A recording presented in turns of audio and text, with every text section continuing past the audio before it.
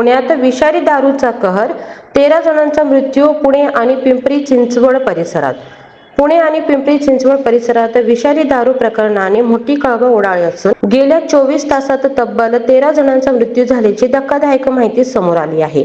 या घटनेमुळे राज्यभरात संताप व्यक्त होत असून प्रशासनही अलर्ट मोडवर आले आहे. मिळालेल्या माहितीनुसार पिंपरी चिंचवड मधील फुगेवाडी परिसरात 6 जणांचा तर पुण्यातील हडपसर भागात 5 जणांचा मृत्यू झाला आहे.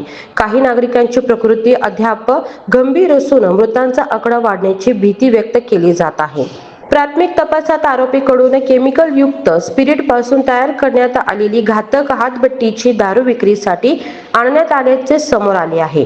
ही दारू सेवन केल्यानंतर नागरिकांना उलट्या, चक्कर व तीव्र अस्वस्थतेचा त्रास सुरू झाला. त्यानंतर अनेकांना तातडीने रुग्णालयात दाखल करण्यात आले.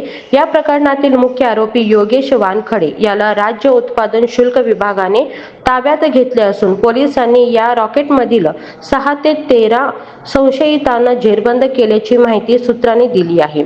दरम्यान उत्पादन शुल्क विभाग आणि पोलिसांकडून विविध ठिकाणी छापेमारी मोहीम सुरू करण्यात आली आहे.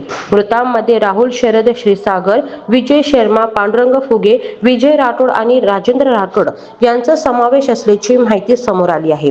या गंभीर घटनेची राज्याचे मुख्यमंत्री यांनी दखल घेतली असून दोषींवर कठोर कारवाई करण्याच्या सूचना प्रशासनाला देण्यात आल्याची माहिती सूत्रांकडून मिळत आहे. पुणे शहरात सध्या तणावपूर्ण वातावरण असून नागरिकांमध्ये भीतीचे वातावरण पसरले आहे.